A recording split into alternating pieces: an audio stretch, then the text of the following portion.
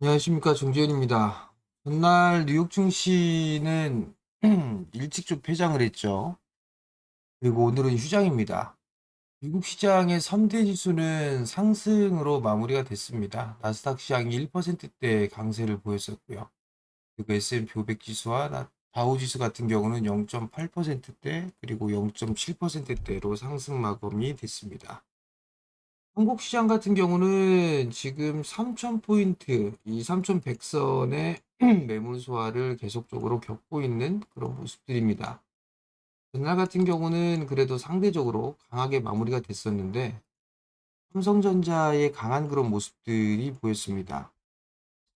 5천원 만에 삼성전자가 장대 양봉의 모습들을 보였었어요. 대체거래소 시장에서까지도 강한 그런 모습들을 보이면서 추가적인 상승세를 기대할 수 있게끔 만들어 놓은 그런 모습들입니다.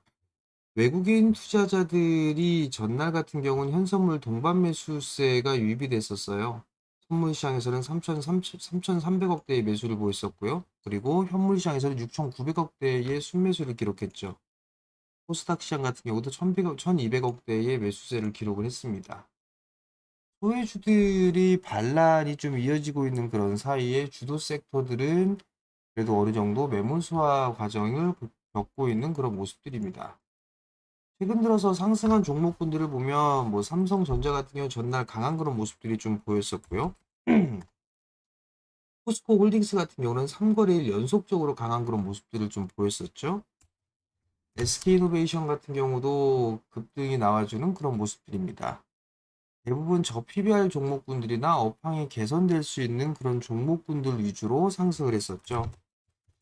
현대제철 같은 경우도 어제 급등이 나왔었죠. 이 부분들 같은 경우도 저PBR 종목군들 거기에다가 뭔가 이슈가 생기게 되면 급등을 만들어가는 그런 모습들이 나와주고 있습니다.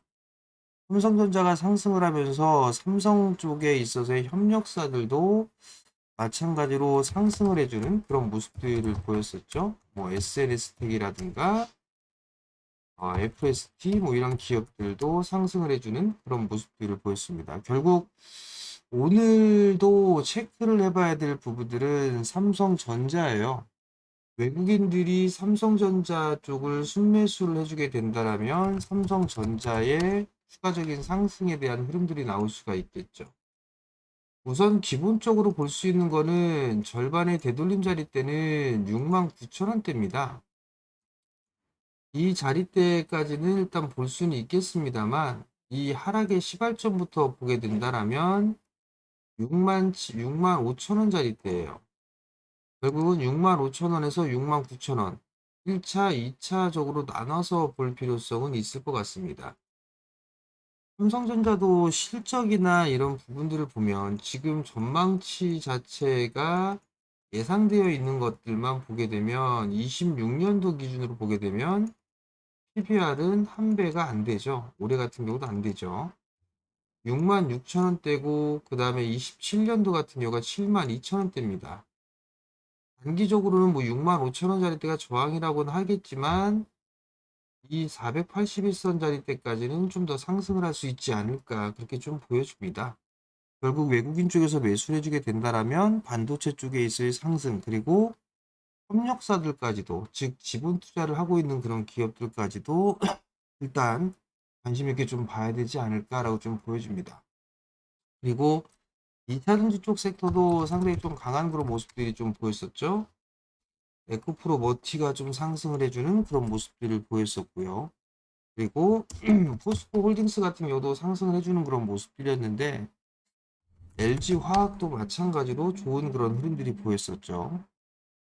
업황에 있어서의 바닥 그리고 미국 쪽에 있어서의 법안 이 불확실성이 해소가 되는 그런 과정을 거치면서 소외주들이 좀 상승을 했다라고 보시면 좋을 것 같습니다. 올해 하반기를 기준으로 보게 된다라면 거래소 시장이 상당히 좀 긍정적인 그런 모습들을 보이고 있는 그런 상황들이지만 코스닥 시장도 추가적인 상승, 즉 상대적인 수익률적인 측면에서 보게 되면 코스닥 쪽이 좀 더 높지 않을까 싶어요. 거래소 시장 같은 경우는 이미 훌쩍 뛰어넘는 그런 모습들을 보였었죠. 근데 아직까지는 코스닥 시장은 작년에 고점 자리대를 넘어서진 못했습니다. 결국 이 자리대도 코스닥도 넘어가는 그런 모습들을 보이지 않을까 그렇게 좀 예상을 하고 있거든요. 그렇기 때문에 하반기는 코스닥 쪽에 있어서의 종목군들도 긍정적으로 좀 나올 수 있다라고 좀 보시면 좋을 것 같습니다. 실제적으로 보게 된다라면 최근 들어서 이제 PBR 얘기를 잘 안 하죠. 왜냐하면 많이 올라왔으니까. 근데 PBR 기준으로 보게 되면 1.05배. 근데 여기에서 보게 된다라면 지금 소형주들 같은 경우 PBR이 여전히 거래소 시장에서는 0.53배입니다. 배당 수익률도 2.1%죠. 훨씬 더 높은 그런 수익률을 갖고 있고 더 싼 그런 모습들을 가지고 있기 때문에 거래소의 중소형주 쪽의 시장의 흐름들이 매기가 들어오게 된다면 코스닥 시장까지도 상승을 해 나갈 수 있는 그런 모습들이 여건이 만들어질 수 있는 그런 상황들이고요. 그리고 반도체 쪽의 섹터들, 작곡가 대형 종목군들이 반도체 2차 전지죠. 그리고 제약바이오 이렇게 포진이 되어 있죠. 이들 섹터들은 코스닥 시장의 시가총액 상위 종목군에 많이 포진이 되어 있잖아요. 그럼 이들 섹터들이 움직이게 된다면 코스닥 지수가 상대적으로 좀 강한 그런 모습들이 나올 수 있다. 그렇게 좀 봐야 될 것 같습니다. 소외주들의 반란은 더 이어지지 않을까 그렇게 좀 보여집니다. 그러면 상대적으로 강했었던 조선이라든가 방산, 그리고 원자력, 전력, 화장품 뭐 이런 쪽의 섹터들 같은 경우는 매물 소화 구간이 좀 더 필요하겠죠. 근데 최근에 제법 좀 많이 밀렸습니다. 오늘 브레이크가 걸려주는지를 좀 봐야 될 것 같아요. 한국조선해양 같은 경우도 하락 N자형으로 밀려놓고 이제 지지 라인대를 만들어가는 그런 모습들이 보여지고 있는 그런 상황들이고요. 한국항공우주 61선 지지해주고 있고 하나시스템 같은 경우도 정보정권역 이 자리대까지 내려왔던 부분들이기 때문에 이제는 슬슬 하방 경직을 보일 자리대가 좀 오지 않았나라고 좀 보여집니다. 그리고 부산 에너빌리티 같은 경우 보게 되면 21선이 지지를 하고 있는데 이 21선 지지 라인대를 확인을 해야 되겠죠. 이탈하게 된다면 좀 더 밀린 모습이 나올 수가 있다. 그리고 한전 기술 같은 경우는 상승폭의 절반을 되돌렸죠. 그렇기 때문에 이제는 하방 경직의 모습을 보이지 않을까 그렇게 좀 보여집니다.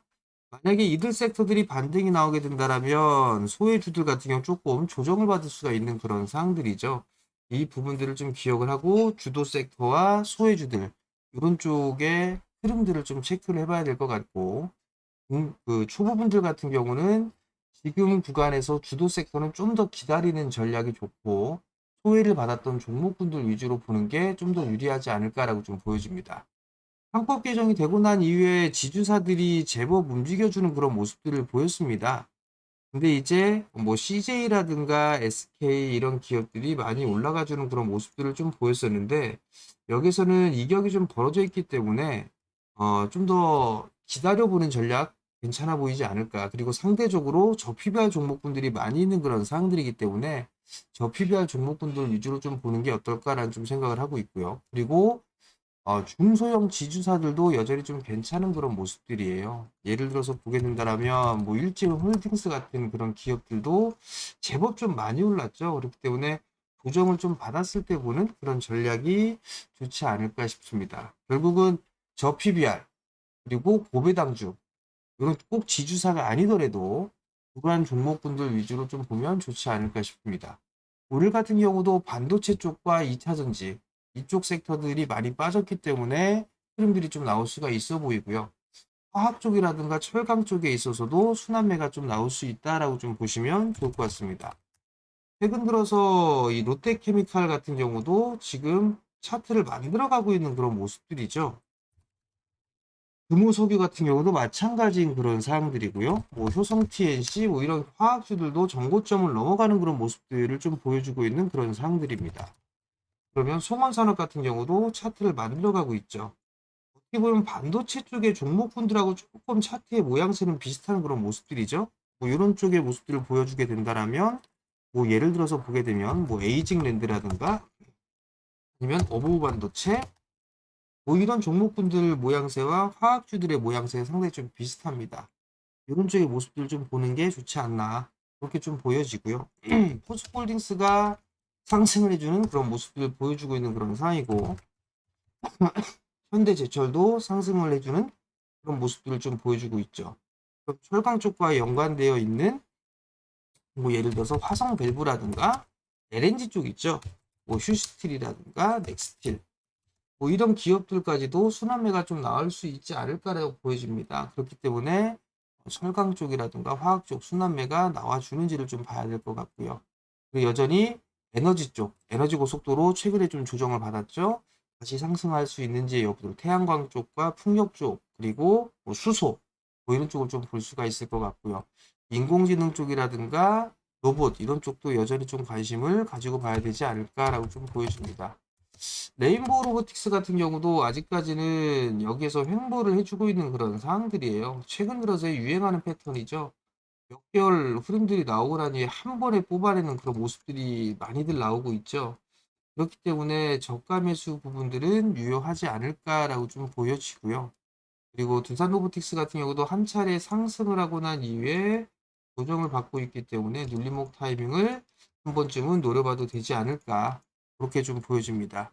인공지능 쪽 같은 경우는 스테이블 코인 관련해서 네이버와 카카오의 흐름들이 좀 나와주고 있는데 네이버와 카카오가 흐름들이 나오게 되면 인공지능 쪽에서도 흐름들이 좀 나올 수가 있겠죠.